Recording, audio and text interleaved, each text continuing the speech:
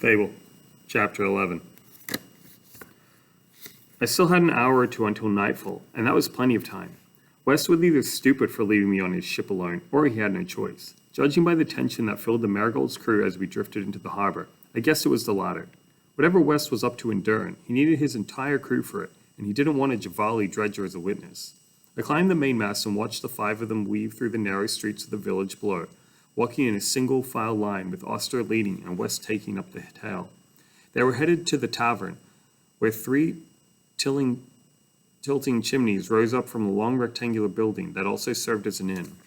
It was usually the first stop for traders when they made port, and even as a child, I'd known what happened behind those doors. I'd seen enough of my father's crew disappear into taverns with purses full of coin and leave with empty ones.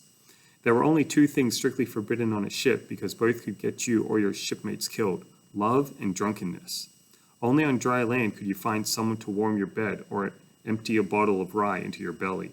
The brilliant glow of firelight spilled onto the street as the door opened and the crew disappeared inside. A long breath hissed out between my lips as I raked the hair back from my face, thinking they probably wouldn't re-emerge until morning, when the merchant's house opened, which meant I had a good 10 hours to get in and out of Durn without being noticed. I climbed down to the deck, finding each cold rung with my bare feet. As soon as night fell, I'd slip into the village and get what I needed.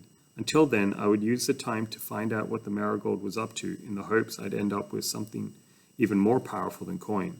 There was no currency more valuable in the Narrows than information. I followed the steps into the passageway and stopped in front of the door to the cargo hold, sliding the smallest of my iron picks from my belt. The lock sprung easily, and I pushed the door open, ducking low beneath the rafters with the lantern out before me. Hamish's word echoed in my mind. You put one finger on anything that doesn't belong to you on this ship, and I will know. I'd have to take my chances. Only a few beams of waning sunlight cast down from the quarterdeck above, hitting the cases and cylinder drums that lined the walls. The room was full of them, stamped with different seals I recognized, identifying the ports that were scattered along the inlets of the Narrows. From the looks of their inventory, the Marigold did well for themselves, and with only 5 purses between them, profits had to be good.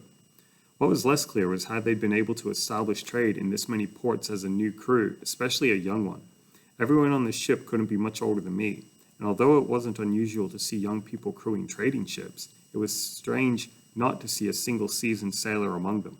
Nets and lengths of newly made rope were piled beside sheets of neatly folded canvas and baskets of green tomatoes, but there were always goods on a ship a coinmaster didn't want anyone to see.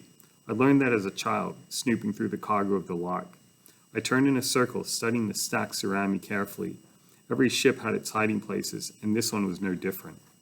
Except that it was. Something about the Marigold and its crew was off. I could guess what happened to their dredger, but why were they running only 5 crew on a ship that really needed 12? What was West doing at the Coral Islands, and what in Durn had them rattled? I hung the lantern on the hook and lifted myself up onto my tiptoes, fitting my hands into the grooves of the beams overhead. My fingers followed each one down the length of the hull, moving slowly until they hit the smooth, cool glass of a bottle wedge between the wood. I worked it free and held it to the light, where the amber liquid was turned green by the color of the blue glass. I uncorked it, giving it a sniff. Rye. A sly grin pulled at the cut on my lip before I tipped my head back and taking a long drink. The rye burned in my chest until I coughed, swallowing with my eyes pinched closed. 100 candlelit memories flashed in my mind as the sharp, sweet scent of the rye exploded in my nose, and I immediately stoppered the bottle, tucking it back into its hiding place as if the visions might disappear with it. I jumped down and checked the boards in the walls next, taking the knife from my belt and knocking the ends of each plank until one loosened. It swung up, and I reached inside, my hand finding a clinched linen pouch. The pale yellow gems spilled out into my palm, and I tilted my head toward the hazy light. At first glance, they looked like citrine, but my mother had taught me better than that. The facets that gathered the faint hue at their crests gave them away. Yellow feldspar. They were good pieces, the light scattering evenly on their faces. It wouldn't be the only gems they had hidden, but they would be easily missed if I took even one. I needed something else, something less conspicuous. I dropped the pouch back into its hiding place and lifted the lids of barrel after barrel until one of them held something that shined in the darkness. Brass buckles. I sighed with relief and shoved 2 of them into the purse at my belt, securing the lid back down and twisting it closed. The last of the dimming light spilled through the slats from the quarterdeck, and my eyes lifted, studying the break in the darkness. On the starboard side, there was no light. The helmsman's quarter. I climbed the crates of cabbage in the corner and reached up, fitting the tip of my knife between the end of one of the slats and the beam. I pulled the handle down carefully, prying up with my weight until the nail popped. Once both ends were free, I lifted the plank and set it on the stack of ropes beside me. Above, the shutters on the windows in West's quarters were closed.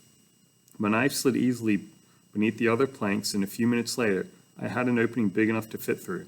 I went back for the lantern before I wedged myself into the narrow opening, my feet dangling over the open hole before I pulled them inside. A small shadow swung beside my foot as I stood in the middle of the room, and I took a step toward the shuttered window, where a string of adder stones swayed in the bit of wind slipping through the cracks. I smiled to myself, reaching up to take one of the smooth pebbles between my fingers. In the center, a perfect hole made it look like an eye. Legend said that adder stones brought good luck.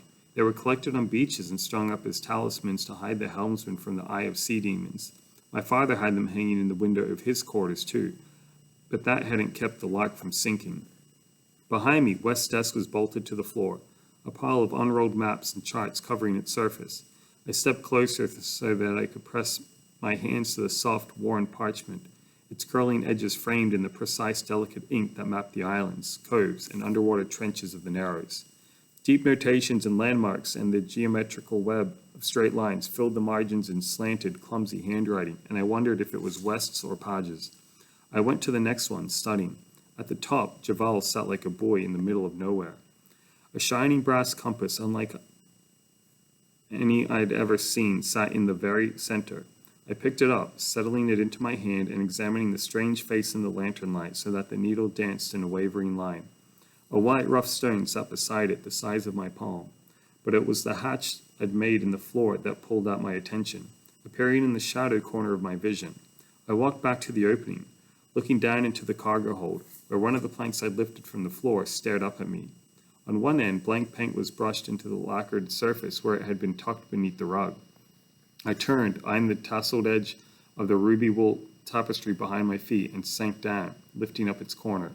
My heart plummeted into my stomach as the lamplight flickered over the shape of a black wave. I pulled the rug back further, gasping as the crest of the symbol came into view. The scuffled outline of a crest was painted onto the floor, but it wasn't the Marigold's. It was Saint's.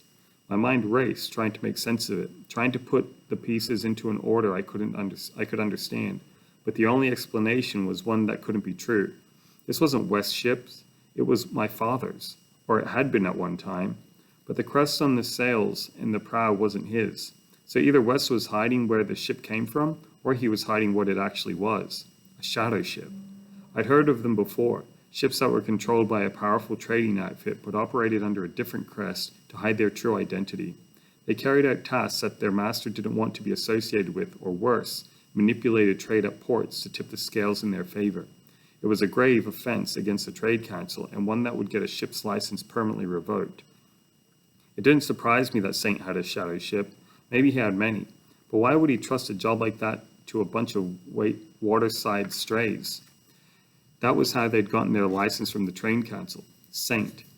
The sharp clang of a bell made me jolt, and the heavy compass slipped from my cold fingers. I leapt forward, catching it before it slammed into the floor, almost knocking the lantern from the table. I sucked in a breath, steadying myself against the desk. It was the bell that signaled sundown, ringing out over the village as the last of the light disappeared over the horizon. I replaced the compass in the very center of the desk with trembling hands before I climbed back through the floorboards and secured them back into place. I couldn't replace the nails, but so close to the desk and half tucked beneath the rug, I hoped it would take a while for anyone to notice. I came back up onto the main deck and looked out over the village. If I remembered where it was, I could make it to the Gambit and back in a little more than an hour. Below, the two men West had paid were on the dock, bent over a game of cards.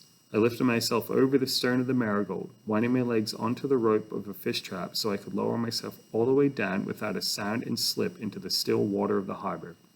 I filled my lungs with air and sank below the surface, swimming with my hands out before me in the dark, headed for the shore. I knew that in the Narrows nothing was what it seemed. Every truth was twisted, every lie carefully constructed.